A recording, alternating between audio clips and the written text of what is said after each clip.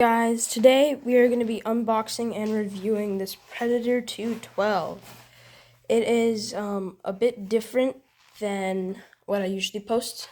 I might put it on a different channel, but yeah.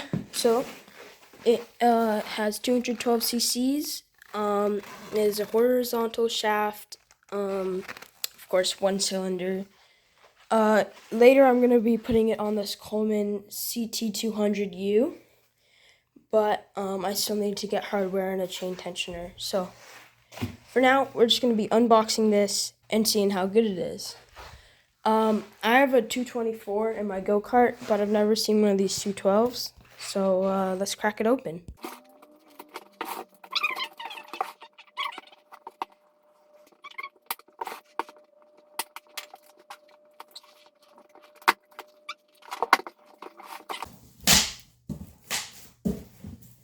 So right here we have our manual and everything.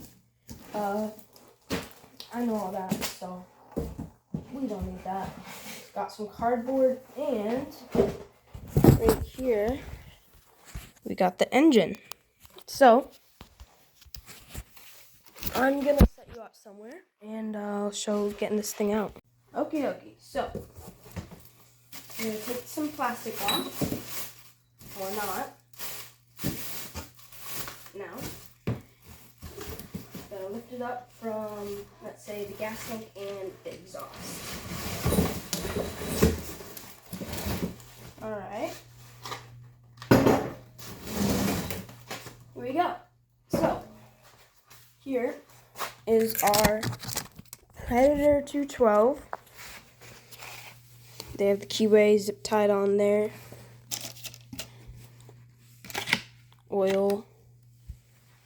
See anything else in the box? I believe there is something in here.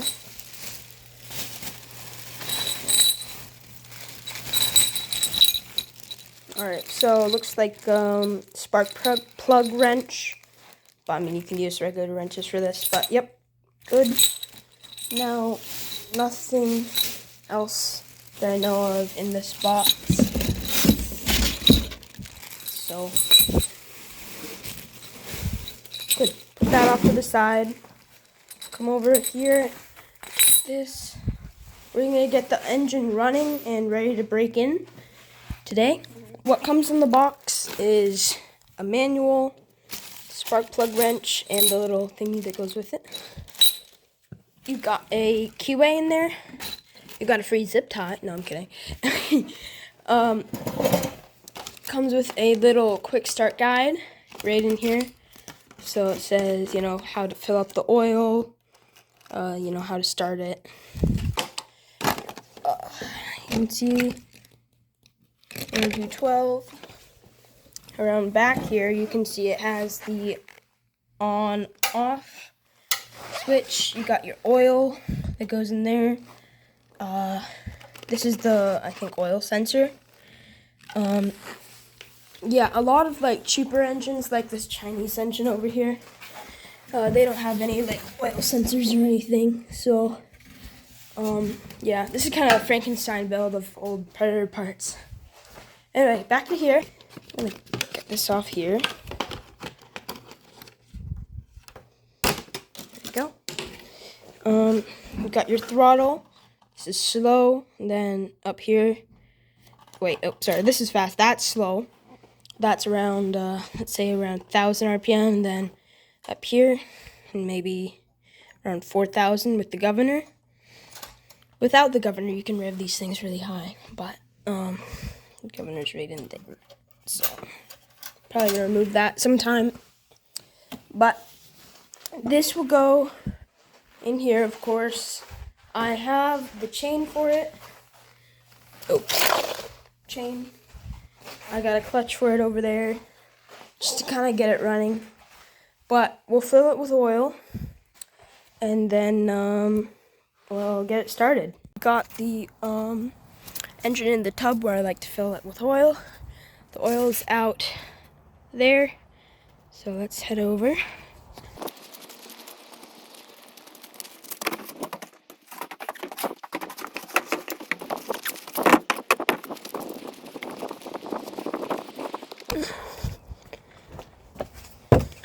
Okie dokie. We got our 10W30, which is what these engines run on. And I just realized I forgot a funnel. So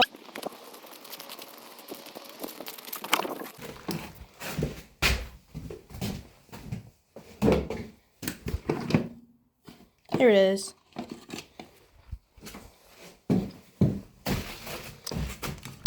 Now, one thing I noticed is that Predator 224, which is of course modified and all that, but it looks similar, except it came with like a funnel and everything, but the Predator 212 didn't.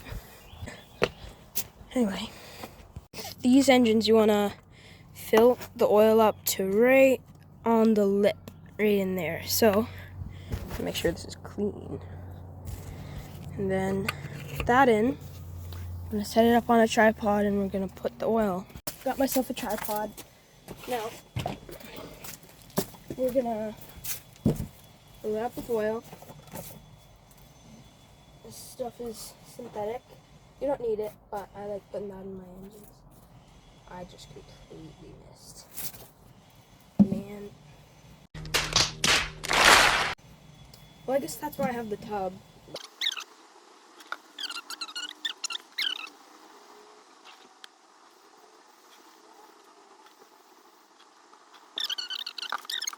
If you look right in here, there is, it's not full yet.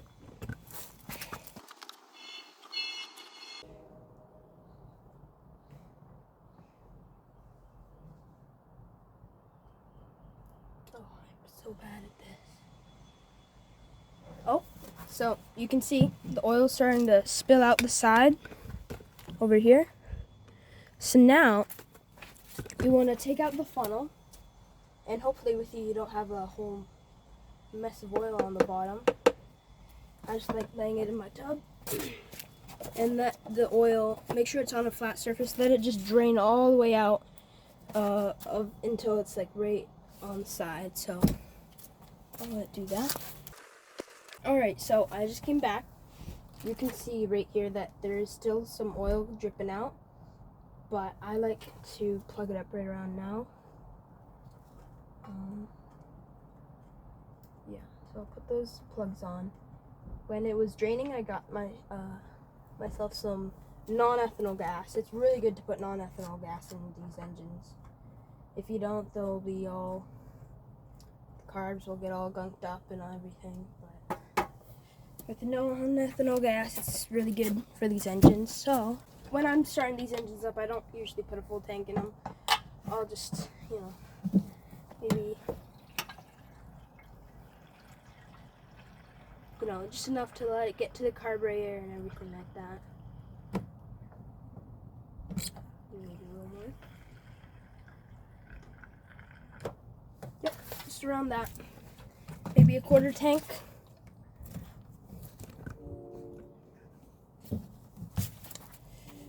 So there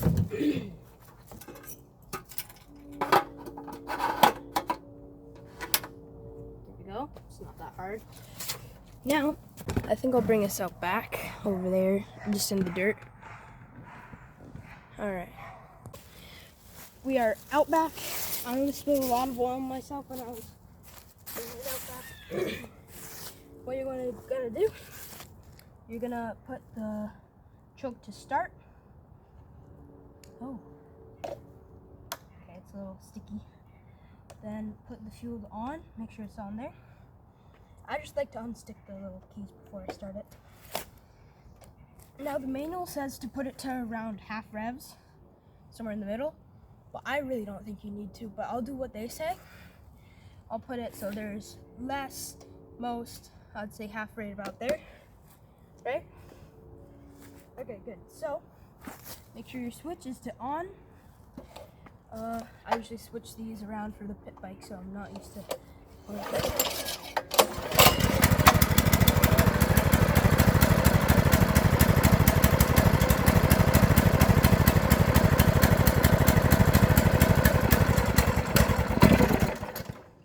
Alright, so that choke is really sticky, it doesn't want to go back. Anyway, that's a Predator for you. Second pull, fresh start. It's pretty good.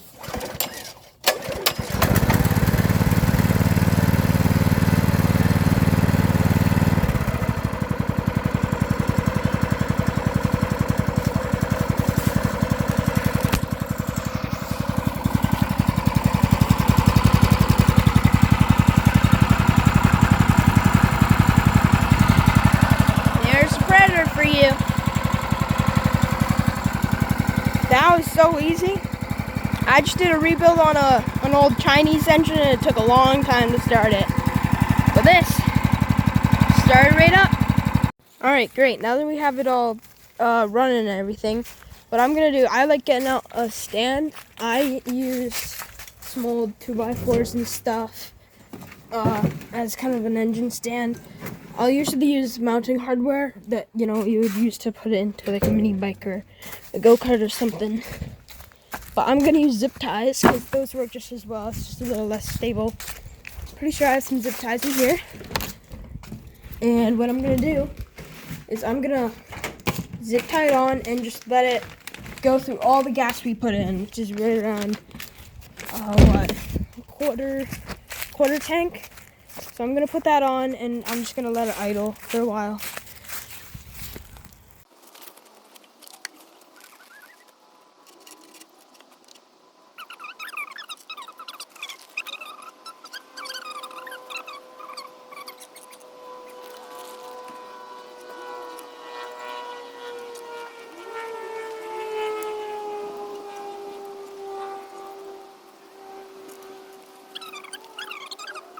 Good, so we have it all cinched down. I just used 8-inch zip ties. You know, easy stuff to find. You can decide to keep your keyway in or not, but mine was, you know, not held in very strong because, you know, I didn't even undo the zip tie that came out. So I'm gonna make sure that's safe because if you lose these, it really sucks to buy another one. So I'm gonna put that on the bag of zip ties right here, and it's right next to my camera. Now, I would say there's probably right around a quarter tank in there. So I'm gonna start it up, and you want this at low revs just to kind of let the engine kind of break into itself, you know, because I've killed a couple engines by not breaking them in properly. So on, choke, on, sorry, this is really a sticky choke.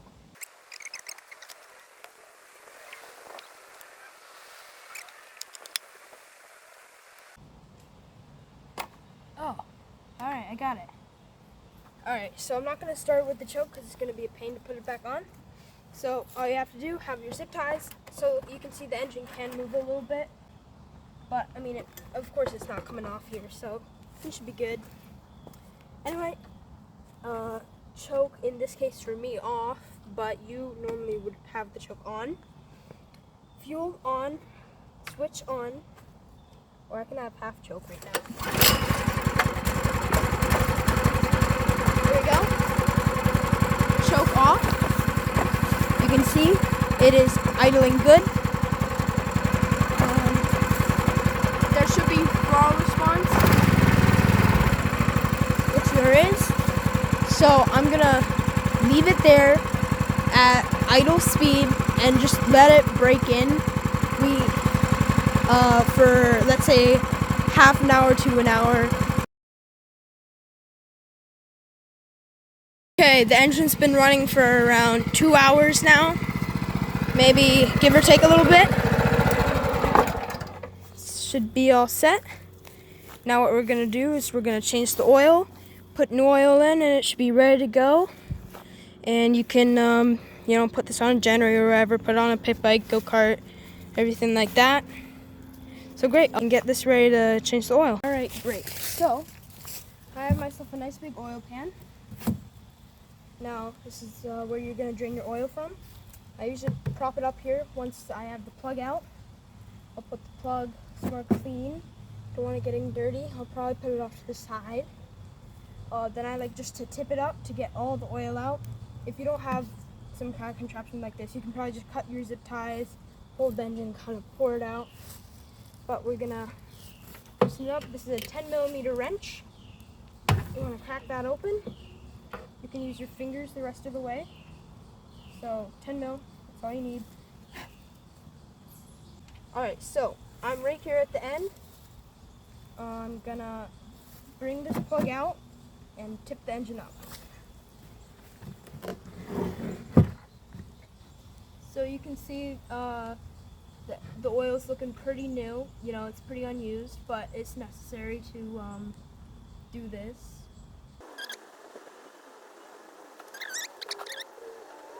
Great, so now that you see most of your oil's out, we're gonna prop it back up right here.